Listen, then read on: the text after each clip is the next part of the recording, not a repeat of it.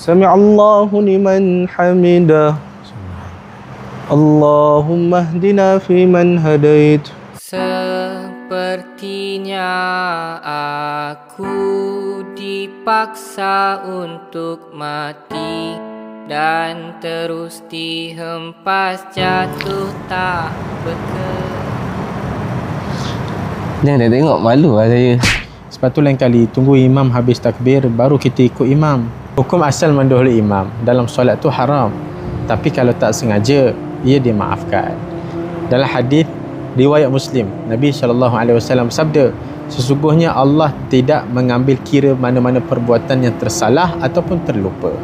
Jadi kalau seseorang mendahului imam sebab terlupa atau perbuatan yang silap, ada dua cara penyelesaian. Yang pertama, kekal pada kedudukan yang kita dah buat tu dan tunggu sampai imam sampai pada kedudukan yang sama. Bila imam dah sampai, baru teruskan ikut imam pada pergerakan yang seterusnya. Oh, kalau macam tu tak perlu patah balik lah kan? Betul tu. Tapi kalau sempat dan tak mengganggu solat, boleh pakai cara yang kedua. Kita boleh berpatah balik ikut semula pergerakan imam. Korang follow lah kami sekala-sekala.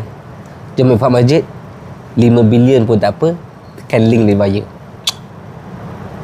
Jangan marah.